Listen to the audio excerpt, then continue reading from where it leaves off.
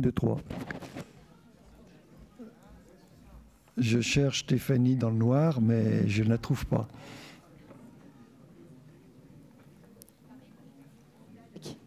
Je suis là, Jacques. Je peux commencer? Oui, on est prêt. Donc, en vidéo, c'est bon? C'est bon. Ok. Donc, bonjour et merci d'être venu à Lyon. Et merci aux autres d'être présents par la vidéo. Vidéo qui est très bien organisée. Je ne sais pas comment vous faites pour me dire que c'est simple. Il y a 6 personnes là-haut et du matériel partout pour y arriver. Donc, merci à ceux qui bossent et qui sont là depuis 8 heures du matin. Je voulais simplement aujourd'hui vous dire qu'on est sur un nouveau départ par rapport à un plan ambitieux 2029. Il y aura beaucoup de détails qui seront donnés, mais ces détails sont donnés de manière pessimiste, à savoir que notre objectif, c'est toujours faire mieux que ce qu'on annonce. Je me fais engueuler sur ma gauche. Pour ceux qui connaissent moins Sword, nous sommes une ESN. Avant, on a dit SS2I. En 2 mots, nous ciblons les grands comptes dans la gestion de leurs données. Après, vous avez les grands mots qui reviennent, style tarte à la crème, transformation digitale, etc. Mais souvenez-vous, la data, puisque après, nous déclinerons data avec cybersécurité, l'intelligence artificielle, etc. Il est très difficile de tout faire, c'est-à-dire de dire on est capable de faire des grands comptes, on fait de la PME, on est capable de faire de l'ERP et on fait de la base de données. Je pense qu'on s'est spécialisé et bien nous en a pris. Donc, nous sommes spécialisés, globalisés, 17 pays, c'est pas mal, et nous avons toujours été performants. Je rappelle, cette année, nous sommes performants. Peut-être que l'action, exceptionnellement, ne le reconnaît pas. Combien d'ESN font 15% de croissance organique avec 12% d'EBITDA margin, ce qui est le plus difficile encore. Parce que finalement, le chiffre d'affaires est assez facile à faire. Donc, dans la typologie Sword, nous sommes extrêmement globalisés. Nous avons 36 nationalités.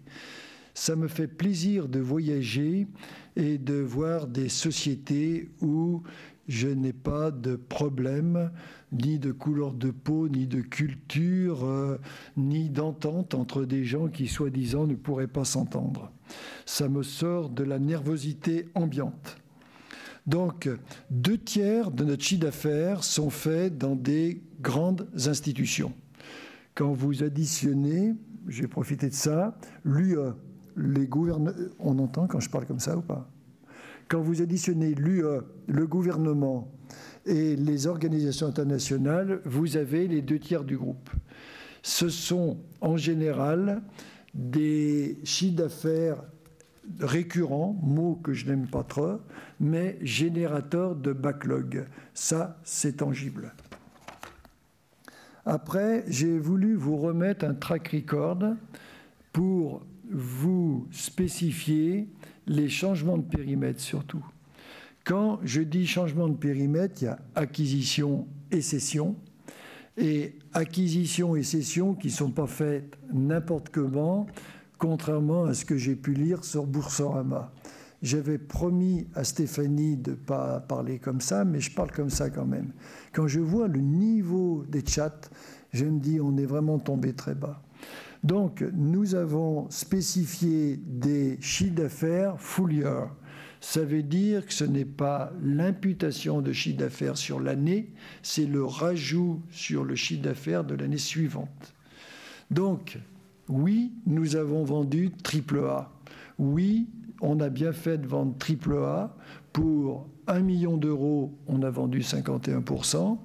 Et nous l'avons vendu avec un déficit, c'est dans les livres, de 932 K euros.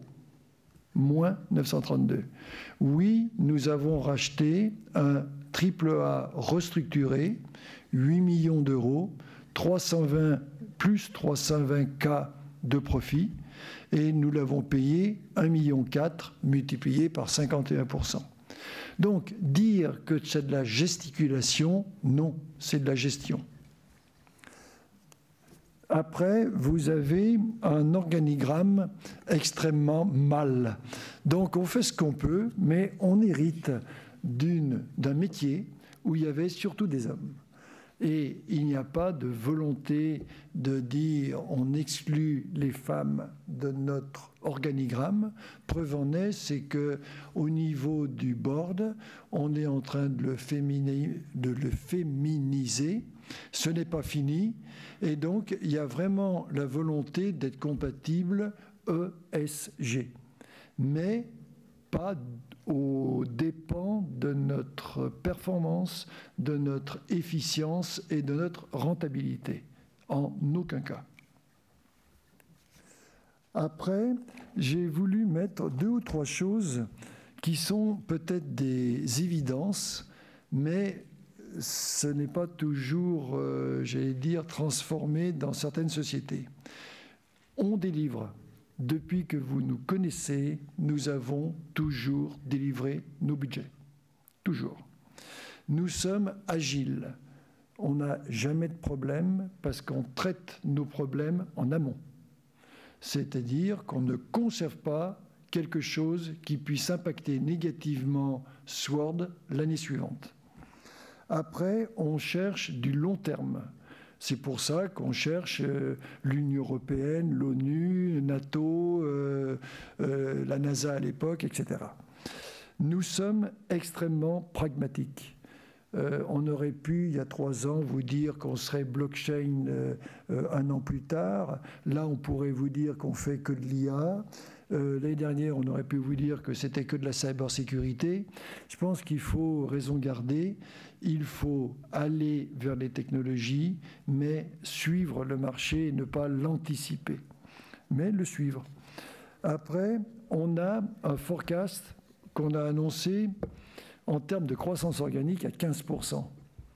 Donc, 15%, c'est quelque chose qui est prévu, acceptable, sans acquisition.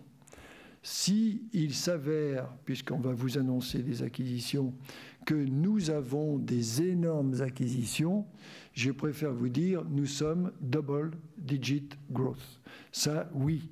Mais si une entreprise, une division se met à acheter une entreprise qui fait 80 millions d'euros, je pense que si à côté elle fait 13% de croissance organique, on ne lui en voudra pas. Donc je dis qu'il va falloir dans les années à venir s'habituer à double-digit growth plus acquisition de taille significative. Pourquoi ai-je changé? Non. Je refusais les acquisitions quand elles étaient survalorisées. Aujourd'hui, il y a des possibilités d'acquérir à des prix dits normaux. Certainement pas sur la côte ouest des États-Unis, un outil d'IA qui n'a pas fait ses preuves et qu'il faut payer très cher. Certainement pas. Mais des sociétés, j'allais dire, sérieuses en Europe, il y en a beaucoup, et pourquoi pas au Middle East. Voilà, donc voilà ce que je voulais vous dire en entrée en matière. Derrière, il n'y a pas de changement sur ce slide, ni sur celui-là. Nous sommes sérieux, nous sommes certifiés, et vous ne pouvez pas cibler des grands comptes, si vous n'avez pas ces certifications. Merci, puisque c'est un peu grâce à UK et à Belux qu'on a ces certifications. Maintenant, je vais laisser la parole pour ce qui est présentation UK. Merci d'avoir quand même passé 15 heures hier, Kevin, dans les avions pour nous rejoindre et d'avoir quand même eu tous ces problèmes de connexion à Paris.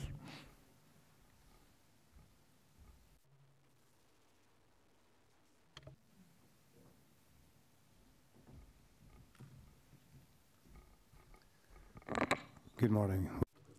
Bonjour, bienvenue. Voilà, je suis le petit bonhomme écossais qui suis chargé de vous parler ce matin. Je m'appelle Kevin Morton.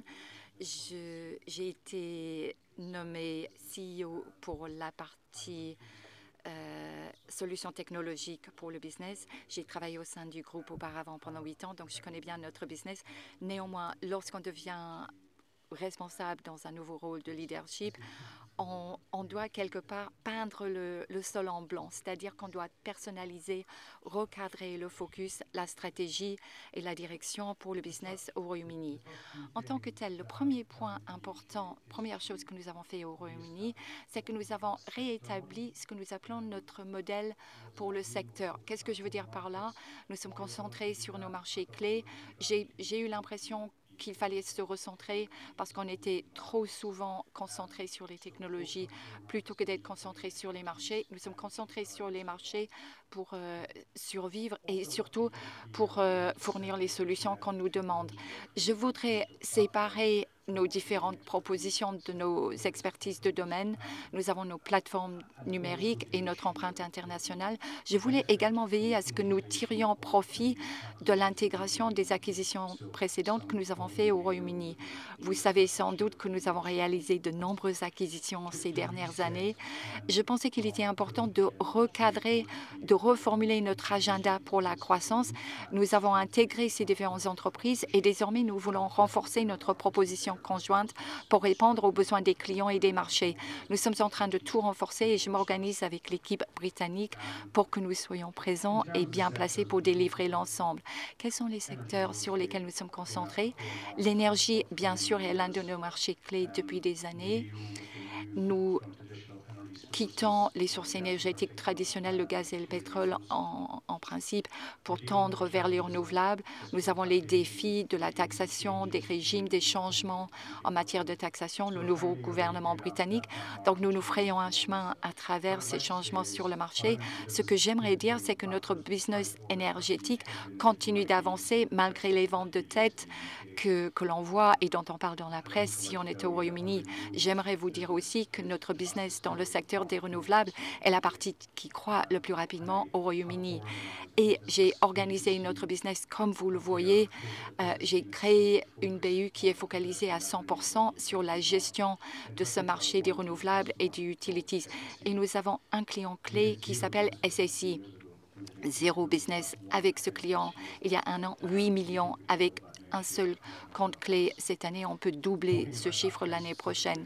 En parlant de ce compte spécifiquement de ce client pour les énergies renouvelables, nous avons rajouté des capacités récemment. Nous avons acheté EX Consulting.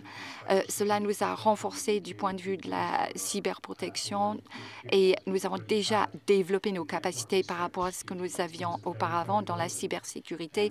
Aujourd'hui, nous sommes un acteur très pertinent sur ces marchés hautement régulés et nous avons une proposition unique dans la cybersécurité et dans les technologies opérationnelles et nous pouvons avancer. SSI en particulier en tant qu'entreprise va pouvoir répondre à un appel d'offres pour 60 millions d'euros et nous sommes convaincus que nous sommes très bien positionnés pour gagner cet appel d'offres, mais on verra dans les mois qui viennent. Il y a énormément de choses qui se passent au Royaume-Uni. Les médias vous feraient croire que tout se passe mal. Or, le monde du gaz et du pétrole tourne très, très bien. Avec l'incertitude, il y a des changements, mais avec les changements, il y a des opportunités, surtout quand on travaille dans les services comme nous. Donc, nous, voilà, on traverse ce monde sans problème. S'agissant du secteur public, on y travaille également. Bien sûr, il y a eu des soucis cette année avec le changement de gouvernement. Il y a eu une pause. Et bien sûr, parfois, il est difficile d'obtenir les budgets pour les très gros projets. Mais maintenant, nous avons de la clarté, le gouvernement est en place et donc l'argent commence à retrouver son chemin vers nos tables et les investissements se font. La résilience cyber, cela est très important. Nous parlons de la résilience cyber au Royaume-Uni. Qu'est-ce que cela veut dire? Cela veut dire qu'il est inévitable que toutes les entreprises vont être ciblées du point de vue cyber à un moment donné. La question est comment est-ce qu'on peut récupérer après coup? Il faut accepter qu'il va y avoir des problèmes. Comment est-ce qu'on va récupérer les données et préserver toutes les opérations de l'entreprise après coup? Bon nombre de nos clients ont subi des attaques cyber ces dernières années. Donc maintenant, on leur parle récupération des données et ainsi de suite. Je ne vais pas rentrer dans le détail sur ces données, mais sachez que nous sommes très, très bien placés pour soutenir tous nos clients dans ce domaine. Également, les services financiers. Nous sommes présents dans le secteur des services financiers depuis très longtemps. Nous aimerions désormais nous concentrer sur le marché écossais pour les services financiers. Et déjà, nous avons une présence à Londres sur ce marché. Mais en Écosse, on considère qu'il y a plus d'opportunités par exemple, avec les investissements deuxième ou troisième tour. Nous voyons des défis actuellement, des challenges, surtout pour les entreprises qui ont désormais le cloud à 100%. Nous voyons que ces entreprises commencent à faire marche arrière et à rechercher plutôt des solutions hybrides où nous performons très, très bien. C'est assez intéressant de voir comment les marchés ont évolué. Au début, c'était le cloud. Wow, tout le monde veut le cloud. Et désormais, on bat une retraite pour revenir vers un modèle beaucoup plus hybride. Je voulais parler un petit peu de la plateforme numérique, la plateforme digitale. On rejoint certaines de nos entreprises, les entreprises que nous avons acquises avec nos entreprises plus traditionnelles. Et aujourd'hui, on peut répondre à des appels d'offres devant de très gros clients.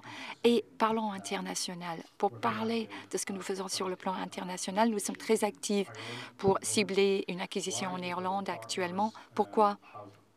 Parce que nos partenaires nous ont fortement encouragés à nous rendre en Irlande. Il paraît que le marché irlandais manque de compétences, surtout dans le domaine de la cybersécurité. Ces compétences, nous les avons. Nos partenaires clés, comme je l'ai dit, nous encouragent fortement à rentrer sur ce marché. Et donc, nous sommes en train de progresser avec cette conversation avec un certain nombre d'entreprises cibles. Je reviendrai là-dessus la prochaine fois que nous nous parlerons. Notre entreprise, nos focus aux États-Unis, on veut préserver et croître nos activités aux États-Unis. Il y a des opportunités. Nous considérons, suite au changement de gouvernement, nous savons qu'à l'automne, il va y avoir des changements, mais nous voyons qu'il y a des opportunités du point de vue du gaz et du pétrole dans le golfe de Mexico. Également, l'un de mes COO, qui était sur le tableau d'organisation qu'on a montré tout à l'heure, est en Arabie Saoudite. Donc, nous sommes en train de finaliser la mise en place de notre entité juridique. Nous avons créé cette entité pour servir les besoins du projet Néon. Ce projet énorme, nous allons apporter des services numériques et désormais, nous voulons développer ce marché, signer d'autres contrats, surtout pour les services financiers et les technologies. Je considère que c'est là qu'il y a des opportunités. Beaucoup d'investissements qui affluent vers cette région. Des entreprises telles que Microsoft vont avoir une présence très forte en Arabie Saoudite et on espère pouvoir être à leur côté. Pour avancer un petit peu, ces diapositives sont très détaillées. Vous pouvez les lire tranquillement par la suite. Je vais juste mettre en exergue quelques points. Quand on parle de pétrole et de gaz, il s'agit surtout de services liés aux données. Actuellement, il y a tout l'agenda de la conformité, toute la réglementation NIS. Toutes les entreprises pour le gaz et le pétrole vont devoir s'y conformer. Nous avons vraiment les compétences pour pouvoir aider les opérateurs dans le domaine. Nous sommes très conformes dans ce domaine. Et en règle générale, comme l'a dit Jacques, nous essayons de faire sens autour de l'adoption, l'application de l'intelligence artificielle. Je comprends très bien comment ce monde évolue. En même temps, comme je l'ai déjà dit, nous ne voulons pas être les premiers à introduire des solutions, mais nous visons à apporter des solutions à nos clients. Peut-être qu'on aura des informations plus précises l'année prochaine. Nous sommes en train de développer une approche au sein de l'organisation, comment apporter des solutions tangibles à nos clients, mais comment est-ce qu'on peut aider nos clients à déverrouiller les solutions liées à l'intelligence artificielle, solutions qui existent bel et bien. Le tout dernier point que je voulais aborder, les plateformes numériques. Nous vivons actuellement dans un monde où il y a tous ces termes, tout ce vocabulaire. Or, la plateforme digitale, ce sont nos services informatiques concentrés sur le gaz et le pétrole qui travaillent en réseau avec toute la partie cyber grâce à Ping. Et nous avons l'acquisition récente de EAX Consulting. Cela nous permet d'avoir une proposition très, très forte vis-à-vis de nos clients. Nous allons encore développer les propositions sur le cloud hybride et aussi sur l'intelligence artificielle, comme je l'ai dit. Globalement, au Royaume-Uni, nous savons que nous faisons face à des des vents contraires. Néanmoins, nous allons réussir à délivrer de la croissance. Nous avons des propositions très fortes, très intéressantes à apporter. Et une autre acquisition récente nous a permis de bien nous positionner afin de pouvoir délivrer sur notre plan pour 2028. Est-ce que vous avez des questions? Thanks. Merci.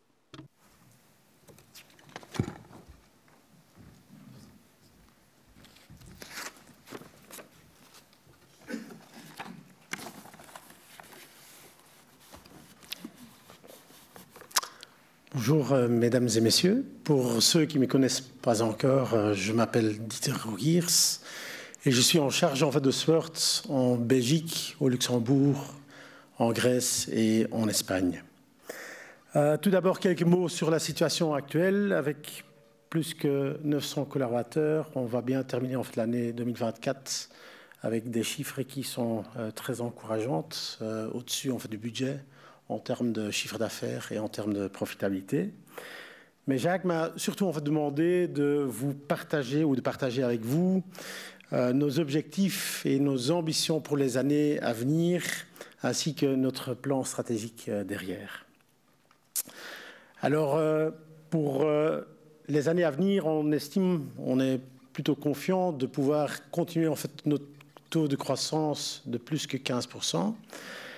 Pour arriver en fait en 2028 à un chiffre d'affaires de 170 et un carnet de commandes de plus que 350 millions. Pour ça, en disposant d'une organisation solide qui est composée de 8 business units. Et notre organisation a surtout en fait un focus sur des marchés bien spécifiques, bien différentes, à la fois les institutions européennes et les agences européennes, puis toute la partie communication digitale et enfin la partie offices nationaux qui sont liés aux États membres et à toutes les applications qu'on a développées en fait pour les institutions européennes. Nous visons 3, je dirais en fait, marchés principaux au niveau des institutions européennes, c'est-à-dire en fait la taxation et la fiscalité, puis en fait tout ce qui est brevet et propriété en fait intellectuelle, et en final le marché en fait des contrôles et sécurité en fait des frontières. Aujourd'hui, on est dans le top 5-6 des acteurs IT au niveau des institutions européennes, mais dans les années à venir, c'est absolument en fait notre ambition de devenir en fait dans le top 3. Et finalement, on aimerait bien être à côté en fait de nos clients pour réaliser en fait leur digital roadmap. Ça, pour la partie en fait institutions européennes et les agences. Au niveau des institutions européennes, en fait, on est déjà bien présent. On a déjà un footprint très important, mais il y a quand même encore pas mal de potentiel, et surtout au niveau des agences européennes où on voit que les budgets en fait sont en forte croissance. On estime de prendre encore pas mal en fait de nouveaux marchés. Puis en fait la partie communication digitale. C'est clair qu'on aimerait bien en fait combiner le savoir-faire en fait de Typic avec le base de données en fait, de nos clients existants du côté Swert pour croître en fait le business. Et on aimerait bien également élargir notre offre pour que les clients peuvent venir en fait chez nous dans un one-stop shop pour tous leurs besoins digital, IT et communication. Et en final, le marché qu'on vise également pour les années à venir, c'est tous les offices nationaux dont les États membres en fait, européens, et ce sont des offices nationaux qui sont souvent connectés, liés très fort avec les applications qu'on a développées justement pour les institutions européennes. Alors, comme je vous ai dit, on est sur un marché en fait assez solide. On compose en fait des consortiums avec des grands acteurs européens, et tout ça fait que on arrive à gagner de plus en plus de gros marchés qui vaut en fait des millions d'euros et souvent même en fait des dizaines de millions d'euros. On a par ça en fait quand même en fait une situation assez solide avec un backlog. Jacques n'aime pas en fait le mot recurring, mais un backlog en fait d'au-dessus en fait de 200 millions, qui fait qu'on est plutôt sûr en fait de pouvoir continuer avec bien sûr en fait du nouveau business qu'on aimerait bien en fait rajouter. Comme déjà dit en fait tout à l'heure, on vise surtout en fait 3 marchés au niveau des institutions européennes où on aimerait bien en fait devenir en fait le premier partenaire, à la fois en fait la taxation et la fiscalité, puis en fait les brevets et la propriété en fait intellectuelle, et ensuite en fait tout ce qui est border control et security. Au niveau de la taxation, c'est important en fait de souligner que la Taxut, l'organisme en fait qui est responsable pour la taxation, est l'organisme au sein des institutions européennes qui a le plus de budget. On parle en fait de 44 milliards d'euros en fait de budget. C'est clair en fait que ça ne sera jamais tout en fait pour nous, mais il y a encore en fait un énorme potentiel.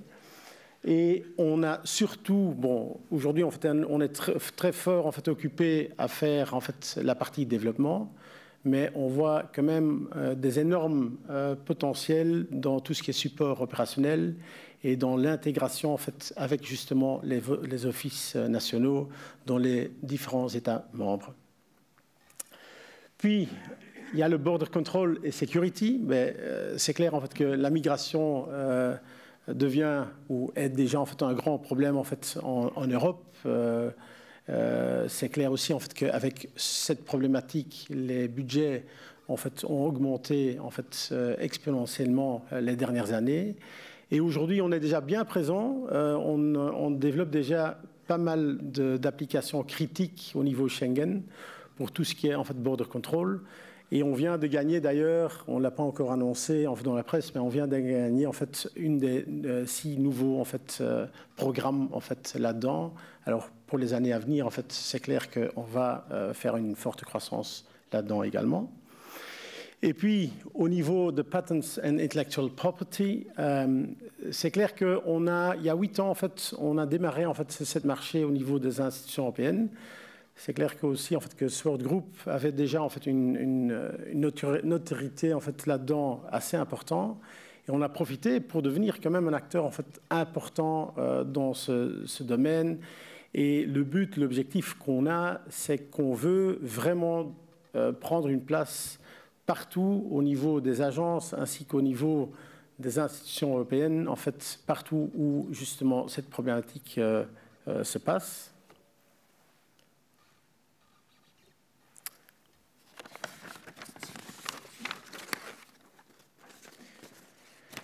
Mais nos objectifs pour les années à venir, c'est de gagner chaque année 2-3 gros contrats cadres. En fait, comme je vous ai dit, on fait des contrats cadres qui vaut en fait des millions et surtout en fait même plus sont les contrats cadres en fait qui sont sur notre liste.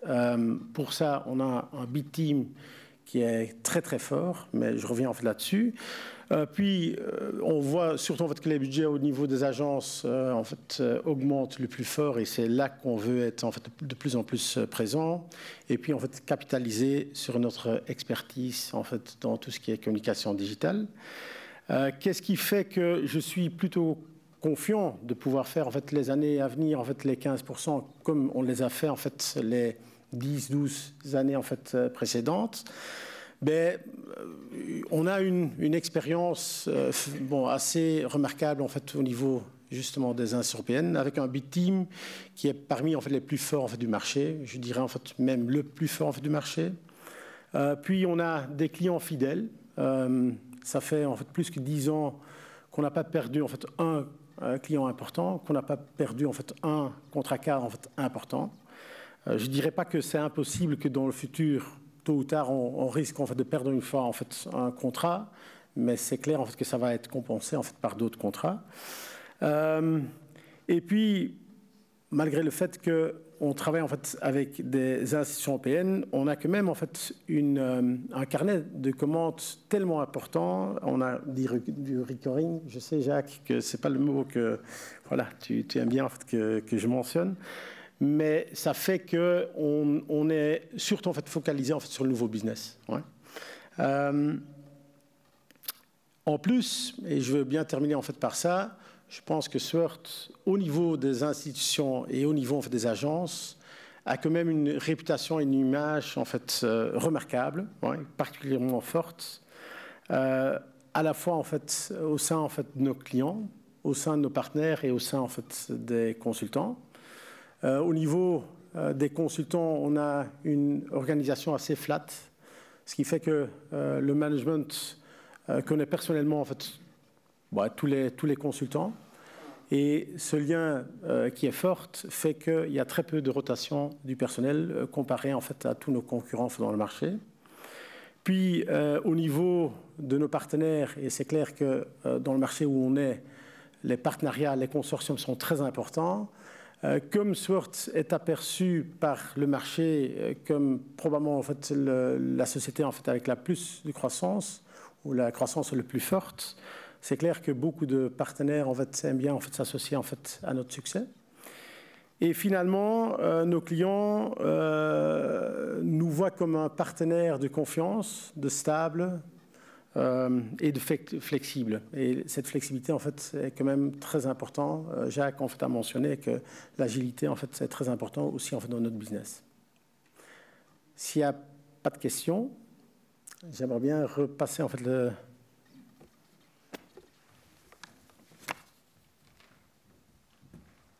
Bon, merci Dieter, tu es flamand, tu avais préparé en anglais et 1 minute avant, je t'ai dit de faire ça en français. Donc, c'est pas mal. Je suis donc en charge de la 3e division, pas en taille, on est à peu près équivalent, et qui regroupe les autres entités.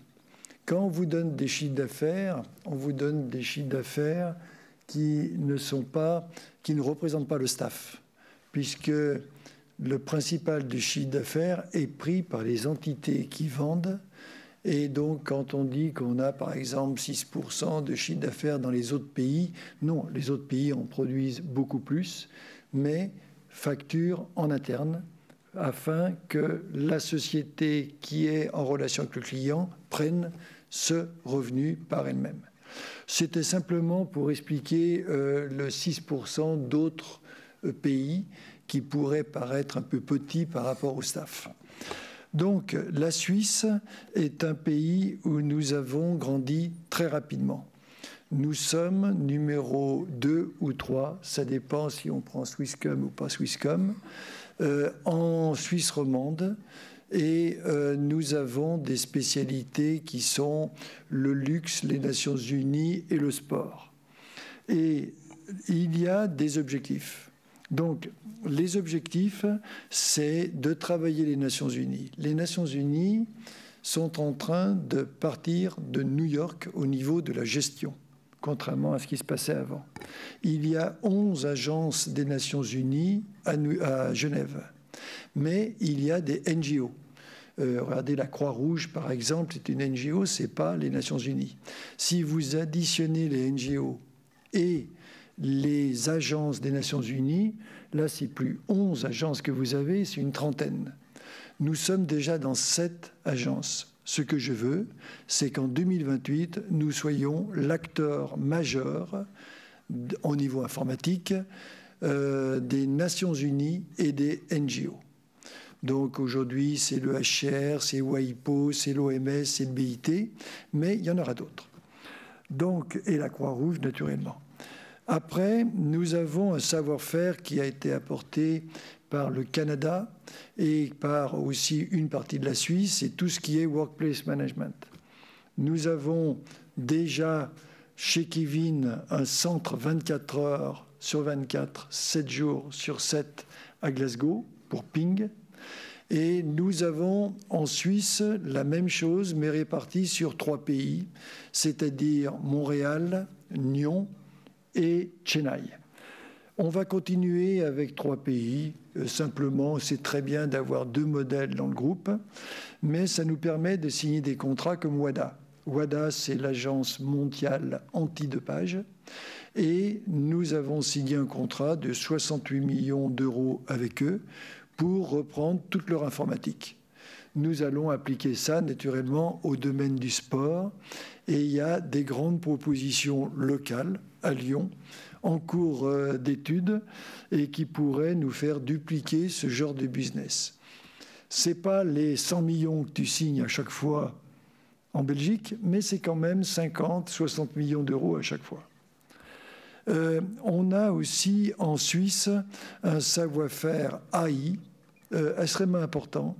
Et je rappelle que l'AI, pour nous, je n'ai pas la tarte à la crème, et on a 3 domaines, et j'anticipe ce qu'on va dire après sur KSA, pas sur KSA, sur le Middle East. L'AI, on a décidé de travailler sur le compliance management. On a décidé de travailler sur la productivité de nos développements. Et je pense qu'à Barcelone, ils sont arrivés à 15% de productivité supplémentaire. On va l'appliquer partout. Et en ce qui concerne la Suisse, nous avons beaucoup de projets au forfait où nous allons utiliser les outils. Nous avons déjà appliqué nos outils à AAA qu'on a cédé à Kevin. Et donc, derrière, il y a une volonté de faire d'autres choses petit à petit dans l'IA. Et à Dubaï, nous allons devenir un acteur majeur des API pour chatbot. Donc, nous ne voulons pas développer de chatbot. Nous ne voulons pas faire ce que tout le monde fait. Nous ne voulons pas faire du software qui sera has-been le lendemain matin. Donc, nous allons nous spécialiser sur les API, donc à base d'AI. Voilà, le Canada est un domaine important de notre développement. Et en 2028, le Canada sera une division à part entière. L'Amérique du Nord, disons. Après, en ce qui concerne le Moyen-Orient et l'Inde, là, il y a une grosse partie d'offshore. Par exemple, la moitié des Indiens travaillent pour l'Ontario. Il y a 3 gros clients et nous avons à peu près une centaine d'Indiens qui travaillent à Chennai, depuis Chennai, pour GoEasy, Complete Innovation, des sociétés spécialisées dans le domaine de la com, basées à Toronto. Nous avons aussi les Nations Unies, puisque les Nations Unies sont présentes un peu partout. Et rappelons-nous qu'en Espagne, et il faut qu'on réfléchisse à l'Espagne, c'est à Valence que les Nations Unies vont implanter l'informatique de plusieurs entités comme l'UNICEF. Nous sommes déjà en train de travailler pour l'UNICEF à Valence et nous allons nous implanter à Valence beaucoup plus pour pénétrer les Nations Unies. Et de la même manière que Dieter disait, pour l'UE, nous allons maintenant prendre les agences qu'on trouve dans les pays et qui reportent à l'UE. Il y en a beaucoup, il y en a un par pays. Je peux citer l'EMA, par exemple, en Allemagne. C'est l'agence, on va dire en français, l'agence médicale européenne. En Allemagne, hein. Aux Pays-Bas, pardon. Nous allons faire la même chose. Moi, je ne suis pas responsable de son entité. Nous allons faire la même chose avec les Nations Unies. Les Nations Unies ont des entités partout dans le monde. Vous connaissez par exemple à Vienne pour tout ce qui est nucléaire, c'est la plus prestigieuse, mais il y en a partout. Donc l'avenir de la Suisse, c'est pas rester scotché à Genève, c'est de se bouger. Et après le Moyen-Orient, pareil, puisqu'on a une organisation opportuniste où un directeur, par exemple à Beyrouth, peut travailler pour la France. Pourquoi ? Parce qu'il est libanais. Et quand vous travaillez avec CGM, il vaut mieux être libanais que français. Donc, CGM Marseille est géré depuis Beyrouth. Voilà, tout ça pour vous dire qu'on reste extrêmement agile, très centré sur notre capacité offshore, parce que quand vous prenez, par exemple, 68 millions de contrats d'exploitation d'informatique avec un client, vous ne le prenez pas avec un tarif plus cher que ce qu'il payait avant. Vous le payez moins cher et vous devez faire de la marge. Donc ça se fait en exportant tout ce qui est production dans des pays à bas coût. Et la dernière chose, c'est KSA. Je pense qu'on est en Dubaï, on est à Glasgow en train de travailler pour NEOM. Il faut qu'on pénètre le royaume saoudien. C'est un de mes objectifs et je m'y attellerai. Je suis certain que c'est un moyen d'avoir une croissance extrêmement profitable dans l'avenir. Voilà, maintenant j'ai voulu m'appliquer à moi la présentation de la même manière que des acquisitions. Donc, dans les acquisitions, on a dit qu'est-ce qu'on allait faire. Donc, ce qui nous intéresse dans les acquisitions au UK, c'est renewables. Ça ne veut pas dire qu'on aura besoin d'une acquisition, mais il n'est pas exclu d'acheter dans ce domaine-là, plus que d'acheter dans l'oil and gas pur.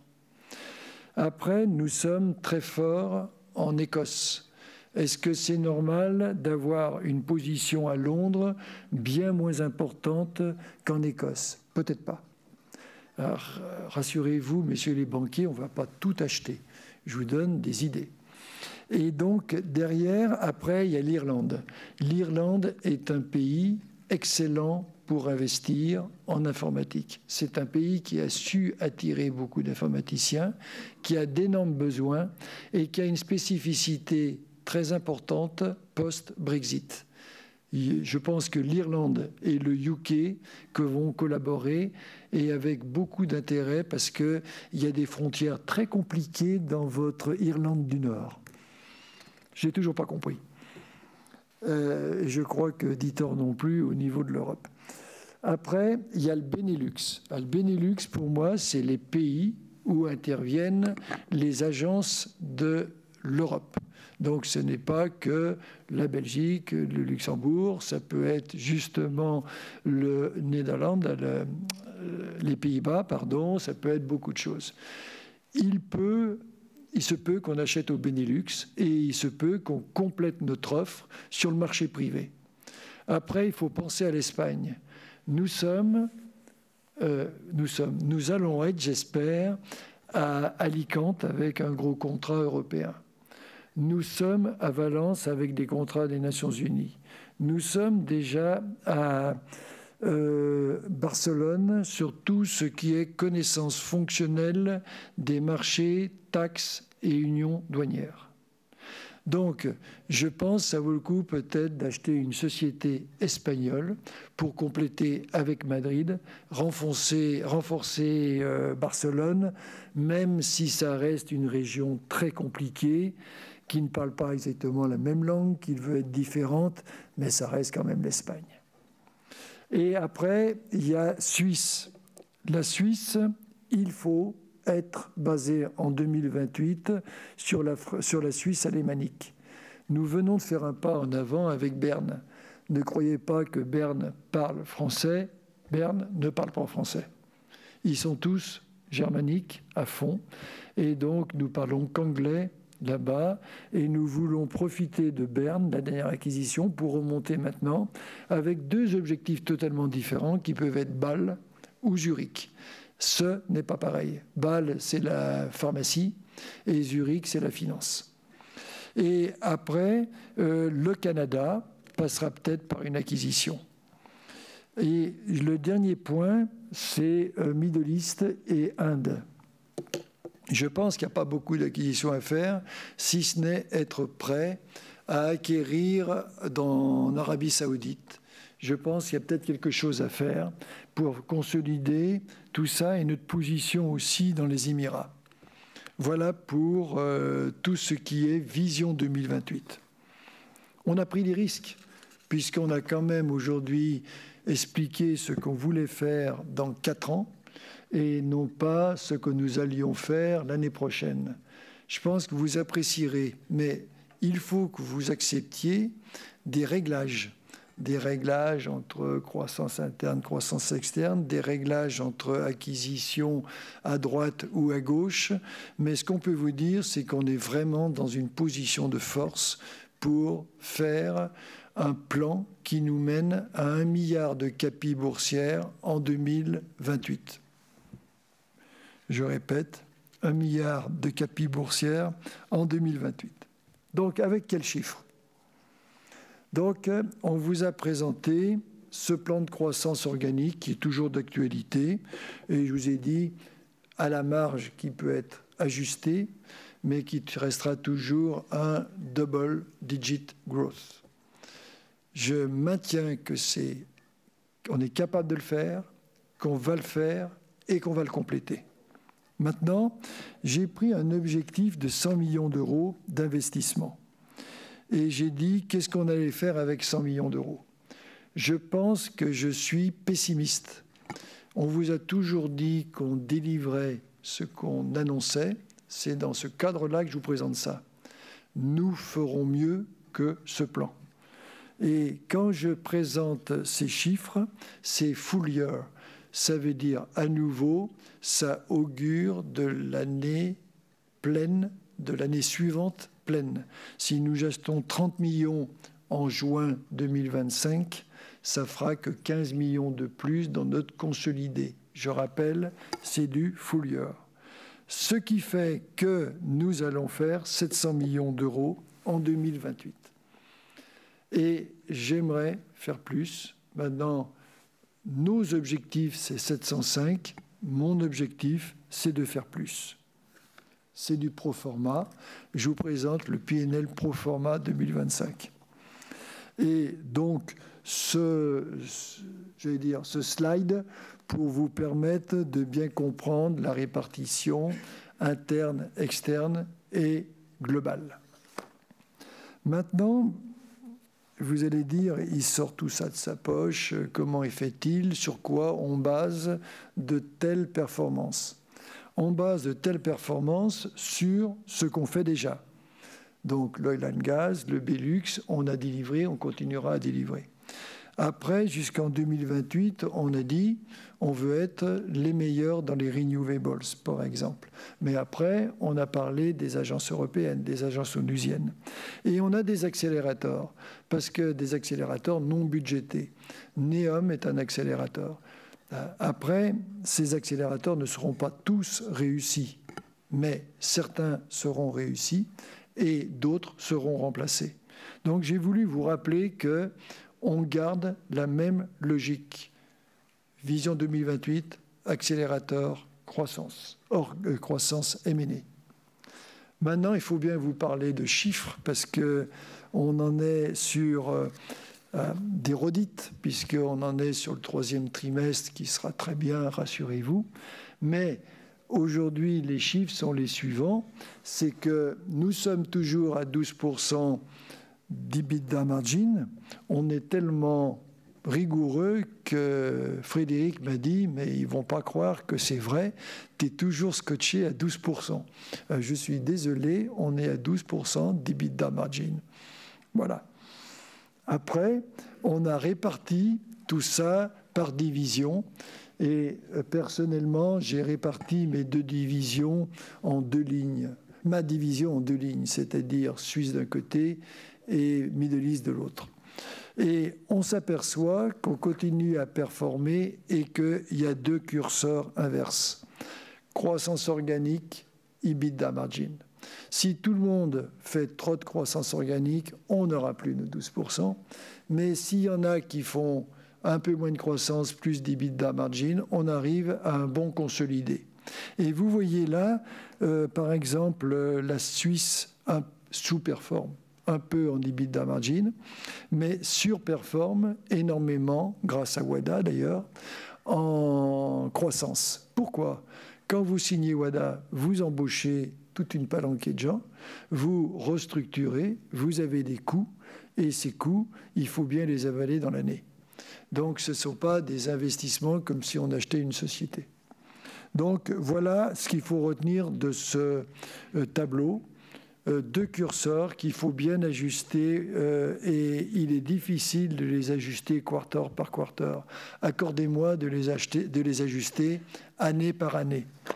La bourse est terrible parce que le reporting par quarter c'est de l'esclavage.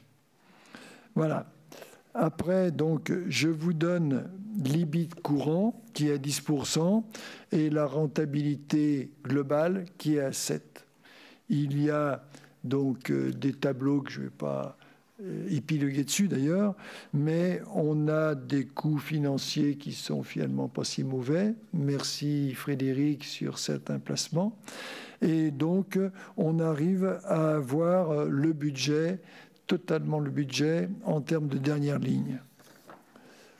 Sur les ajustements de nos bilans, il n'y a pas grand-chose cette fois-ci.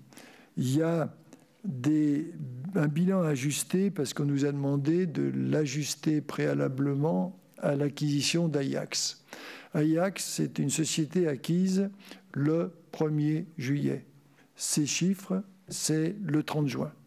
Mais les auditeurs et les IFRS, c'est non négociable. Donc, dans ce que je vous présente, Ajax est dans les comptes, dans les bilans de S1 2024. Donc, ça fait monter le goodwill. Voilà. Ça fait l'unique raison. Après, nous avons sur les WIP, WIP Work in Progress, nous avons une augmentation parce que nous faisons une augmentation en croissance organique de 15% qui va durer cette année. Donc, il y a aussi le démarrage de certains projets européens, comme je vous disais, entre WADA et certains projets européens, nous avons aussi des retards planifiés, merci, de facturation. Après, vous avez dans cette partie, donc plutôt liabilities, la modification des lignes de crédit de long terme en court terme. Et ce que nous allons mettre en place, c'est des lignes de crédit 2028 ou 2029 pour que nous ayons une bonne visibilité long terme de nos moyens financiers. Nous allons essayer de rajouter un loan très significatif à ces lignes de crédit. Ces lignes de crédit, on a le choix dans notre société d'embaucher 40 CFO et toute une palanquée de gens qui vont gérer notre cash. Et nous n'utiliserons pas beaucoup de ces lignes de crédit pour gérer nos cash filiale par filiale. Notre solution, c'est d'utiliser ces lignes de crédit et d'avoir beaucoup moins de staff. Et on est bien mieux. Donc, nous utiliserons dans notre croissance pas loin de 40 millions d'euros de ces lignes de crédit uniquement pour avoir du cash dans nos filiales. Ça ne se verra pas dans notre position cash net, mais nous en avons besoin. C'est pour ça que l'actualité est bien l'emprunt de 100 à 120 millions d'euros devant nous, que nous allons travailler d'ici la fin de l'année. Après, nous avons une diminution d'engagement de share deal. Et pour les share deals, j'aimerais bien dire un mot. Pourriez-vous ne pas regarder Boursorama? Voilà, déjà c'est un mot. Quand on entend toutes ces crétineries, on a eu des share deals qui ont été répartis, à savoir en année 1, commençait le share deal Belux, en année 2, commençait le share deal UK, en année 3, Suisse, et chaque année, nous avions des clôtures de share deal. La prochaine clôture est l'année prochaine à 20 millions d'euros. Et nous avons décidé de démarrer tous nos share deals futurs cette année, et nos share deals nous mènent en 2029. Donc, nous n'aurons plus d'année en année toutes ces clôtures de share deal parce que nous avons un objectif commun dans le temps. Après, est-ce que je reçois un copec de ces share deals comme le prétendent certains abrutis? Non, je ne suis pas du tout dans les share deals. Rassurez-vous, je ne reçois rien. Est-ce que les share deals sont utiles? Dites-vous que si depuis le début, j'avais annoncé 5% de croissance organique et 10% de croissance par acquisition, combien aurions-nous mis en goodwill? Combien aurions-nous payé en goodwill? Beaucoup plus que nos share deals. Donc c'est complètement débile. Dernière chose, les IFRS vont nous obliger à mettre 40 millions d'euros de dette. C'est une dette qui n'existe pas. Parce qu'en 2025, personne n'aura délivré la performance requise en 2029. Donc, on va mettre en dette une somme que nous ne devons pas. Cherchez l'erreur. Je me suis lâché. Après, la net cash position. Nous avons une net cash position qui, maintenant, avec nos acquisitions, va ne plus être positive. C'est assumé, c'est décidé. Ce qui nous importe, c'est l'enterprise value et le prix de l'action. C'est l'enterprise value et le prix de l'action. Et donc, on va avoir une valeur d'entreprise qui va monter de manière vertigineuse. Donc aujourd'hui, on est à 4,8 millions d'euros de cash net, même si nous utilisons nos lignes de crédit. Et nous allons aussi étudier un retour sur la France, mais que nous ne ferons pas à n'importe quel prix social. Nous serons très prudents. Mais je pense que la France est un pays européen qui compte au niveau du PNB et qu'on ne peut pas exclure l'idée de travailler en France. Ça va être assez rapide déjà. Genève est en train de gérer un gros contrat qu'on pourrait signer à Lyon. Bruxelles pourrait travailler sur l'île très rapidement et on pourrait faire une acquisition à Paris. Voilà. Là, vous avez après le détail des flux. Nous sommes assez stables et ce qui s'était passé l'année dernière, la seule différence notable, c'est que les 11,4 millions que vous voyez étaient un reliquat de paiement de la société GRC que nous avions vendue en 2022, qui a été payé en 2022 pour 122 millions d'euros, 121 millions d'euros, et en 2023 pour 11 millions d'euros. Voilà pour les chiffres. Après, pourquoi je n'aime pas le recurring business? Ce n'est pas parce qu'il n'y en a pas, il y en a, rassure-toi, Dieter. Mais simplement, vous allez regarder un information memorandum. Regardez tous les information memorandum. Il n'y en a pas un qui mentionne qu'il n'y a pas du recurring revenue, alors qu'il y en a en général pas du tout. On se demande d'ailleurs pourquoi les gens vendent leurs boîtes alors qu'elles sont si belles. Donc, c'est pour ça que je me dis, regardons le backlog, ça c'est du tangible. Ça paraît une évidence. Donc, le backlog, voilà, reste très correct. Donc, si un jour on a 20 mois ou 19 mois de backlog, ne vous inquiétez pas. J'ai toujours dit qu'au-dessus de 18 mois, c'était double digit growth, avec notre configuration de société, naturellement. Donc, on est au-dessus, pour le moment, de 18 mois de backlog. Là, nous avons notre top 10 qui est assez stable. Et quand je regarde le top 15, on a exactement l'ensemble du top 10 de l'année précédente ou de rapport précédent dans le top 15. Donc vraiment stable.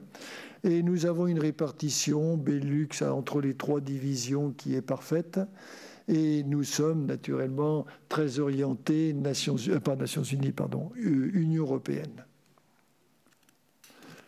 Là, c'était simplement pour vous rassurer. Il est aujourd'hui courant de voir des sociétés qui ont du turnover, staff turnover, de 20%. Je suis très étonné d'arriver à travailler des projets au forfait où vous devez garder une continuité vis-à-vis de vos clients avec 20% de turnover. Je pense que 10, c'est bon. 10, c'est bon parce qu'il y a du bon turnover. Quand on revient à Neom, Neom a été signé parce qu'il y a un ancien collaborateur de Glasgow qui s'est établi en Arabie Saoudite et qui a dit à son patron, moi je connais une boîte qui peut travailler pour vous. Donc il y a le positive staff turnover. Et le positive staff turnover, c'est un collaborateur qui va chez un client. La seule chose qu'il faut éviter, c'est le turnover de la personne qui va chez le concurrent. Je crois que ce n'est pas très important chez nous. J'ose pas dire de chiffres, mais je pense que c'est moins de 5%. Donc, on a un turnover utile, et avoir plus de turnover, c'est prendre des risques sur les forfaits. Et la dernière chose, il y en a un qui disait « Ne tirez pas sur Jean-Michel, il vous a servi du caviar pendant 7 ans. » Mais il ne faut pas exagérer non plus.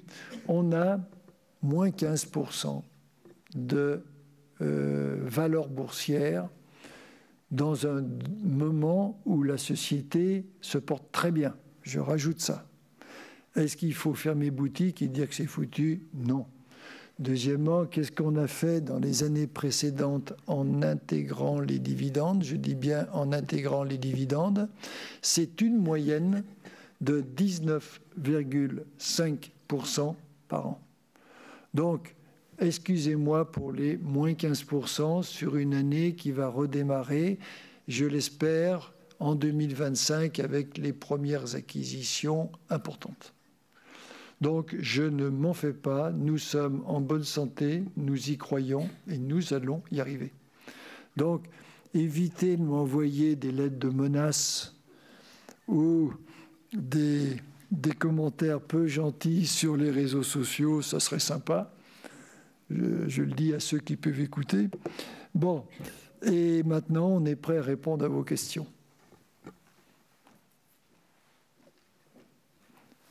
Kevin est éditeur, naturellement, aussi. Pardon, merci.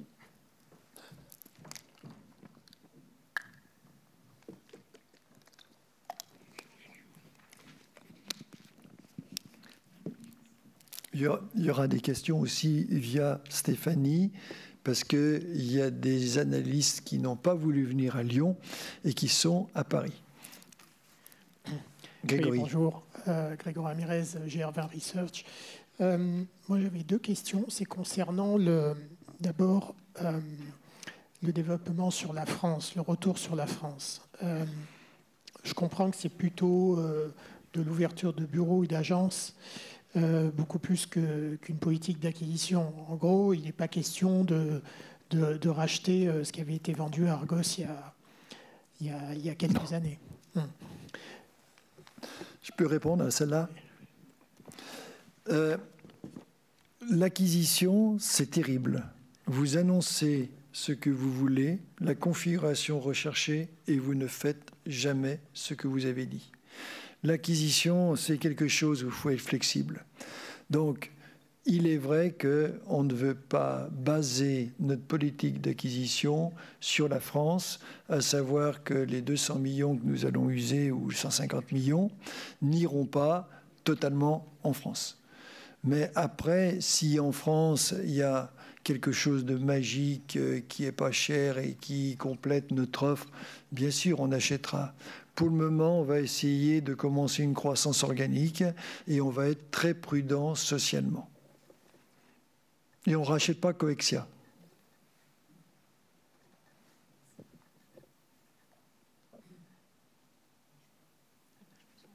Stéphanie.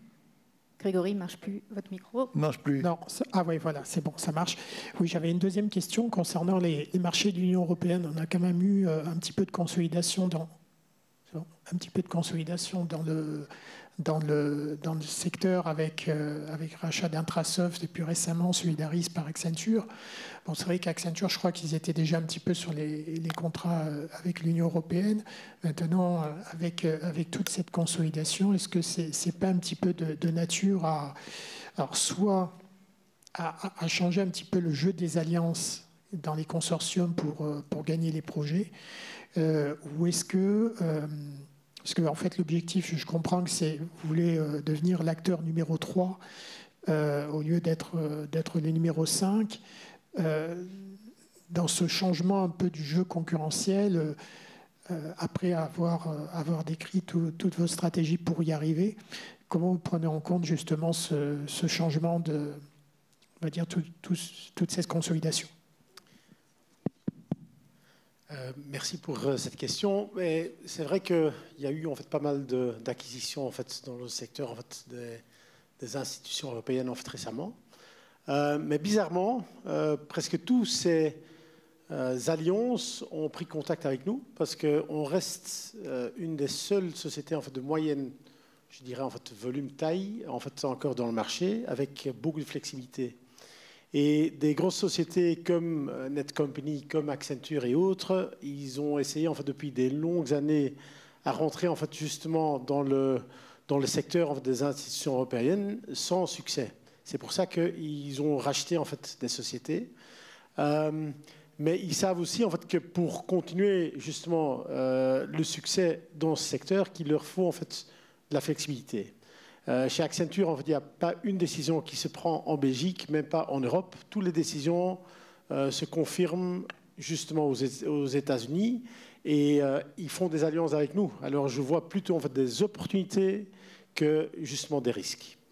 Est-ce que ça répond à votre question? Totalement. Je peux compléter un truc.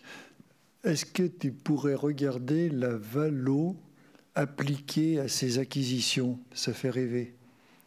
C'est 2 fois le prorata de la valo actuelle de Belux. 2 fois. C'est inouï. C'est correct. Et bon, il y a beaucoup plus en fait que les 2 alliances que je viens de citer.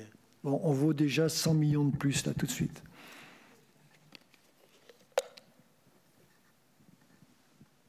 Bonjour à tous les 3, Nicolas Torres chez Odo. Moi, Jacques, j'aimerais revenir sur ta politique d'acquisition que tu viens de présenter. Déjà, juste pour clarifier, on est d'accord que c'est juste un nombre un peu plus important de bolt-on et pas, on va dire, une opération beaucoup plus transformante en termes de chiffre d'affaires acquis. Quand on parle de 30 millions de business acquis tous les ans, est-ce que tu écartes d'emblée en fait une opération vraiment transformante pour Sword ou... Non, j'ai donné le minimum. Et contrairement à ce qu'on avait dit, c'est un complément, on avait dit on fait que des micro-acquisitions, on est prudent, on en fera. C'est très bien d'ailleurs pour les développements. Berne, par exemple, nous ferons des acquisitions de taille importante. Mais pour moi, il était difficile de dire combien chaque année. À l'intuition, j'ai mis le minimum. Mais ce que j'espère, c'est qu'en 2025, ça sera plutôt 50 millions.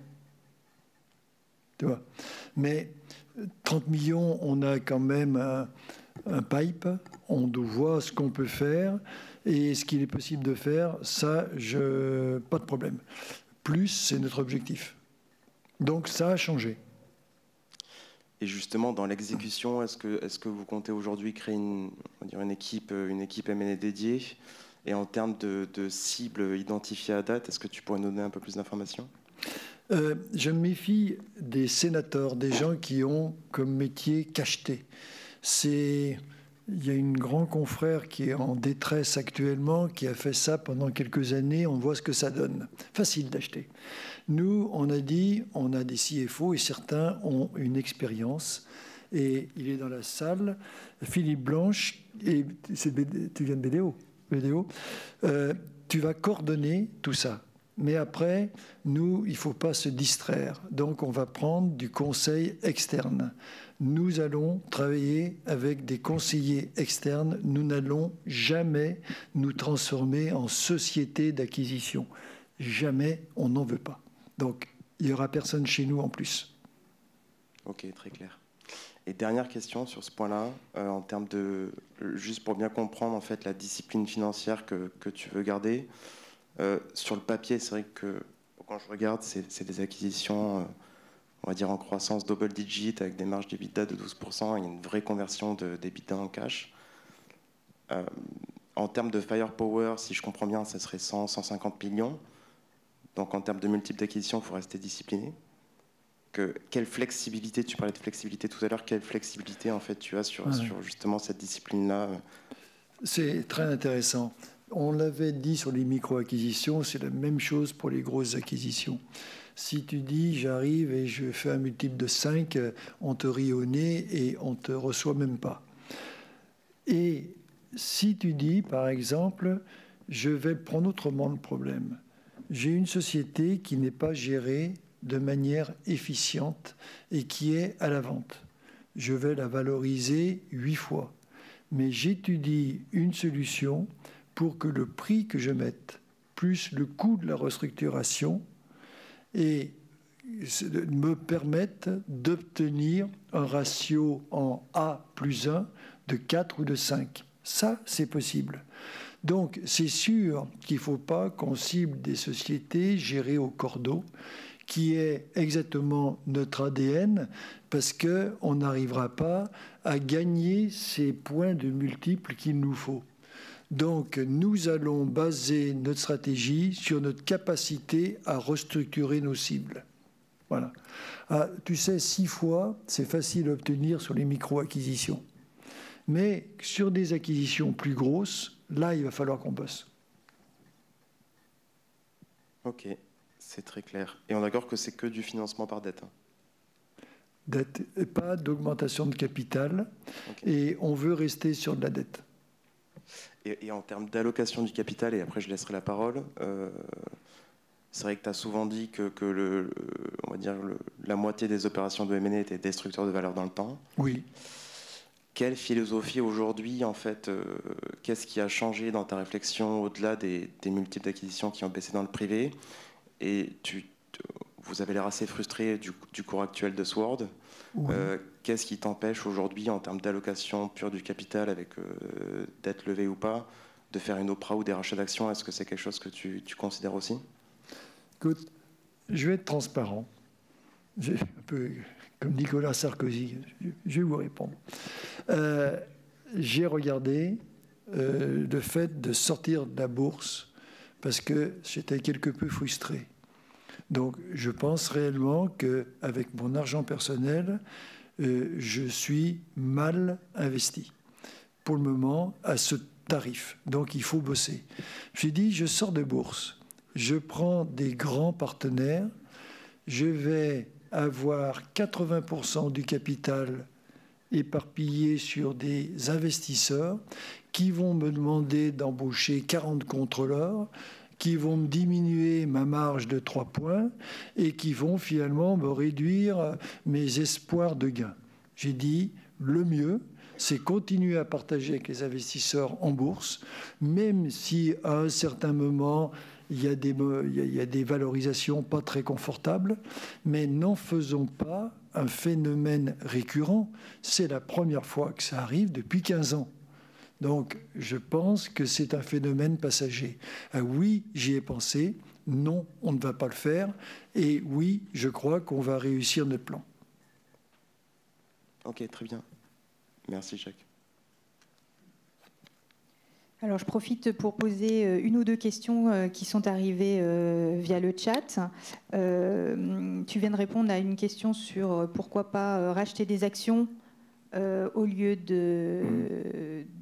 et aussi, il y a une question, au lieu de verser du dividende, et quelle serait la politique de dividende des prochaines années, par exemple? Bon, vous savez que je suis le premier intéressé aux dividendes. Donc, j'ai dit, il y a des dividendes pour un investisseur qui sont dits normaux et qui étaient avant de 1,2, maintenant de 1,7. Je pense qu'il faut le garder. Il n'y a pas de raison que quelqu'un qui investisse n'ait pas un dividende. Je trouve que c'est bien. Après, les super dividendes, c'est quand il y a des super résultats, mais c'est aujourd'hui pas l'objectif. L'objectif, c'est d'augmenter notre valeur en termes de valeur de l'action. Donc, ce n'est pas à l'ordre du jour de faire plus. Après, c'est sûr qu'il y a d'autres stratégies possibles, mais il me semble, ce qui m'a fait changer, c'est la différence de valeur des sociétés qui étaient mises à la vente. Quand j'ai vu ce gap, je me suis dit, c'est peut-être le bon moment. Merci. Est-ce qu'on pourrait avoir un point sur l'Arabie Saoudite ? Waouh! Parce que l'Arabie saoudite, il faut la prendre, gouvernement Aramco, vue de Dubaï, où on a déjà des propositions en cours, mais très difficiles à percer. Il y a ce que fait Kevin avec Rob Mossop sur Neom, où là c'est du tangible, il y a 4 millions de pounds par an. Sur, non pas la ligne, Neom c'est la ligne et la région. Et là c'est avec les autorités de l'eau et de l'énergie. J'ai bien appris ma leçon. Et donc ça c'est l'existant. Le but, c'est dire, je voudrais que nous ayons le numéro de TVA qui nous rende crédibles pour des appels d'offres futurs gouvernementaux. Et pour ça, il faut trouver un associé saoudien. Et c'est ce que nous voulons faire, parce que sans l'associé saoudien, on signera peut-être 7 millions au lieu de 3 millions, mais on n'aura jamais une vraie filiale saoudienne. Donc aujourd'hui, c'est le début d'une aventure. On n'a pas encore transformé. Est-ce qu'on peut avoir un point sur l'IA, l'impact qu'elle pourrait avoir aujourd'hui sur les ESN? Je ne sais pas si vous voulez répondre. Je fais.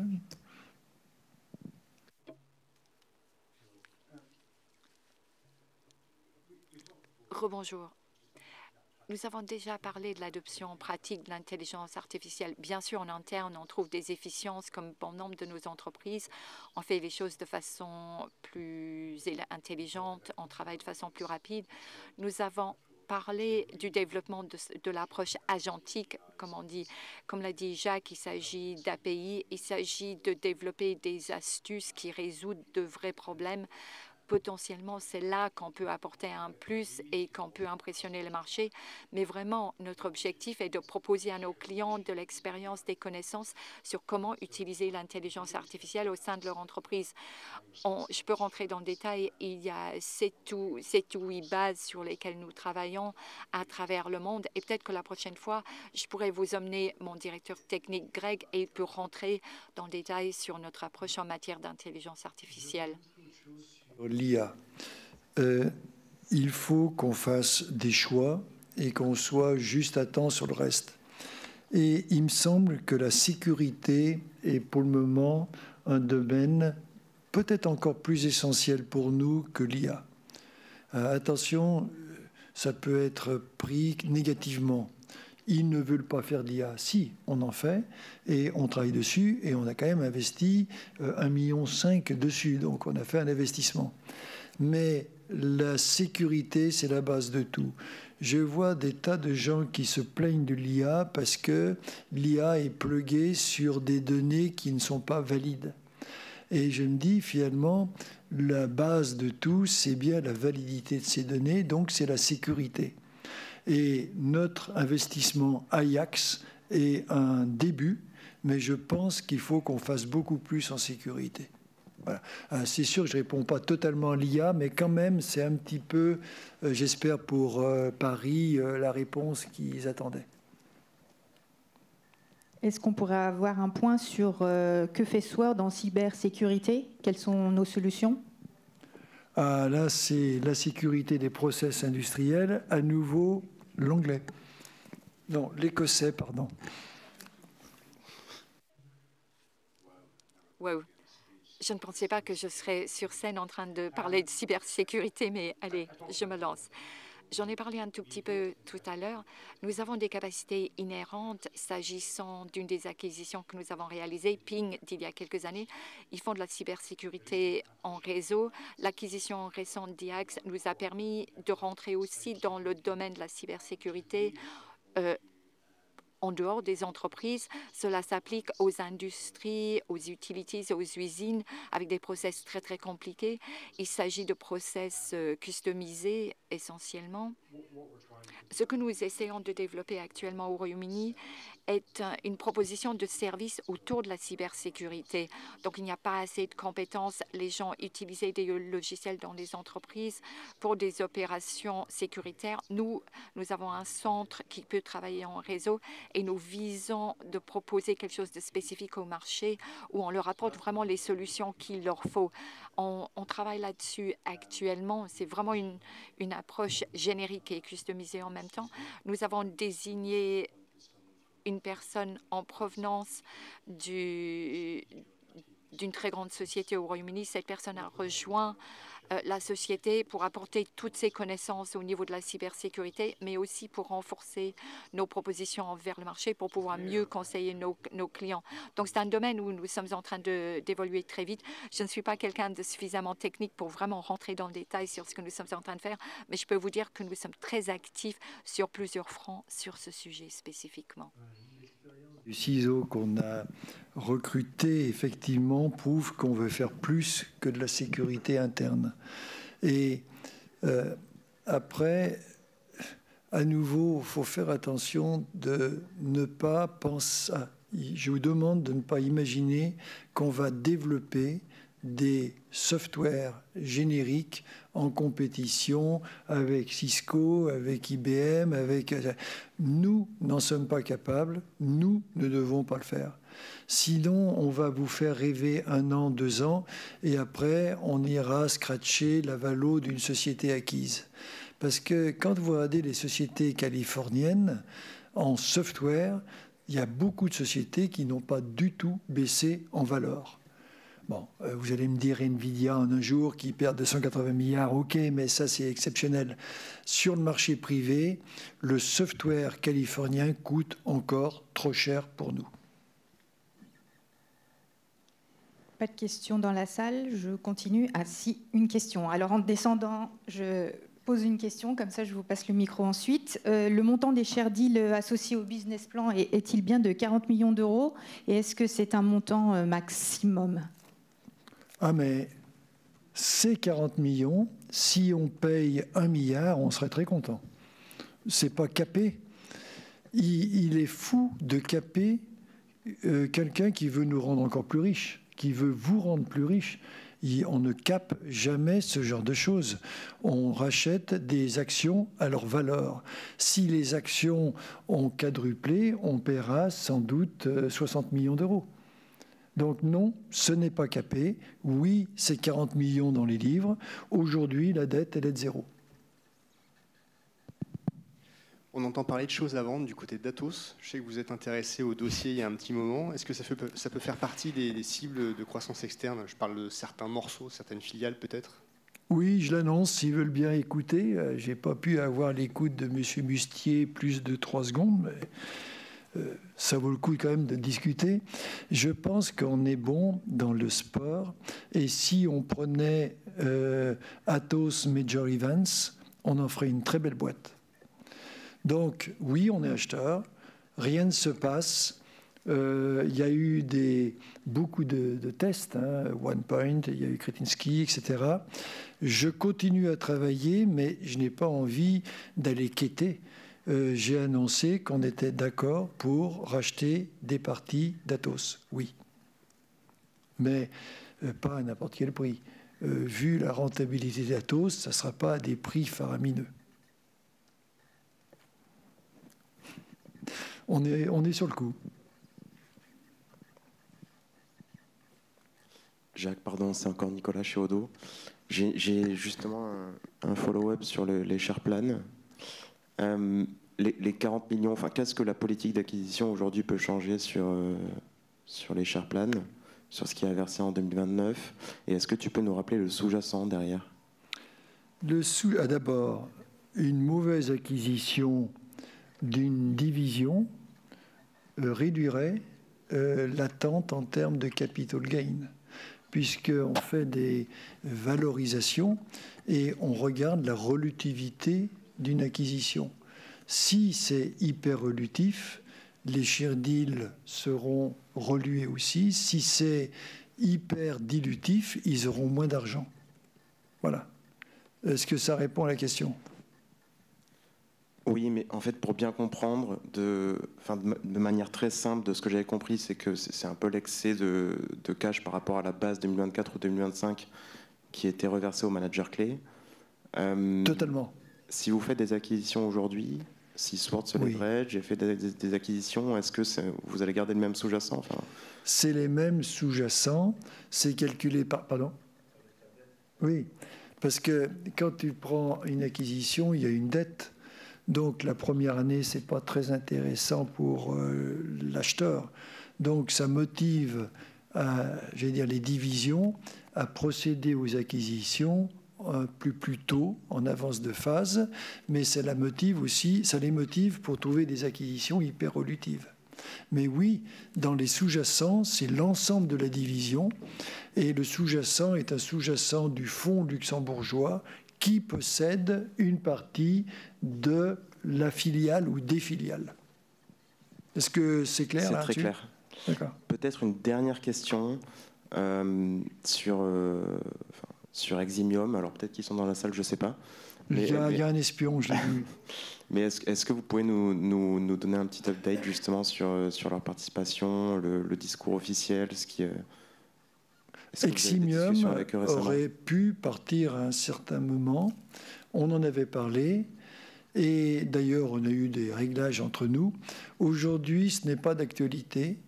Et on va travailler ensemble pour connaître les conditions pour qu'il reste jusqu'en 2028. De toute façon, il faut savoir qu'Eximium n'a aucune intention de dilapider sa valeur. À l'époque, quand on parlait d'un départ d'Eximium, c'était à 43 €. J'espère que c'est confirmé. Je ne sais pas où est... Merci. Tu confirmes?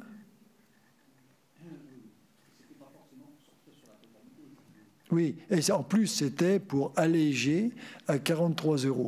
Alors aujourd'hui, vous rigolez, en aucun cas, Eximium est partant. Tu confirmes, c'est quand même toi. Merci. C'est rassurant, merci beaucoup. Est-ce que tu pourrais dire un mot sur la marge qui, en 2010, était à 19% et qui est aujourd'hui à 12%? Ça y est. Il faut regarder ce qu'on exploitait. On exploitait des softwares. Quand on exploite des softwares, on exploite des parties qui ont 25% d'EBITDA ou 30% d'EBITDA. C'est sûr, mixé avec 12, on arrivait à 19. À l'époque, je vous signale que l'IT, chez nous, le service, était à 10% de rentabilité et qu'il est à 12 maintenant. Donc, non seulement on a augmenté la rentabilité, mais on n'a plus le software. Voilà l'explication. Encore une question d'un de nos analystes. Pourquoi Dave Bruce nous a quittés?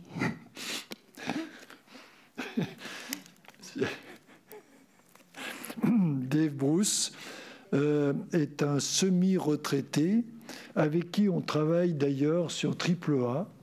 Et tu peux nous donner des nouvelles de Dave parce que on l'aime bien toujours.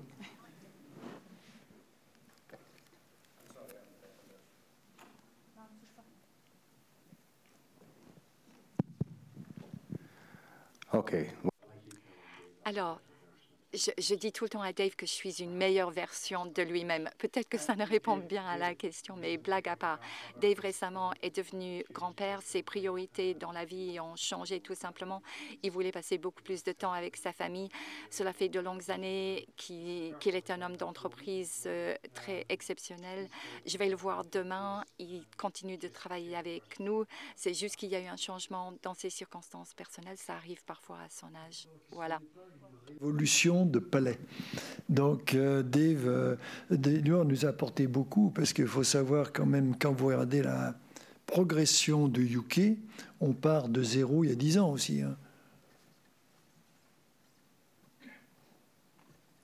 Alors encore une question sur les share deals. Est-ce que les 40 millions vont être consolidés au 31 décembre dans la dette? Oui, malheureusement. Ah non, on a reporté les Anglais d'un mois. Ça sera dans les comptes au 30 mars. Oui, oui. Il n'y aura qu'une partie, car côté UK, pour des raisons d'investissement personnel, parce que vous savez qu'ils sont tous obligés d'investir, et donc c'est bien qu'ils attendent le dénouement du plan précédent pour réinvestir dans le nouveau plan. Donc on leur a accordé jusqu'à fin janvier pour réinvestir. Il n'y aura pas 40 millions dès le 31 décembre, il n'y aura qu'une partie.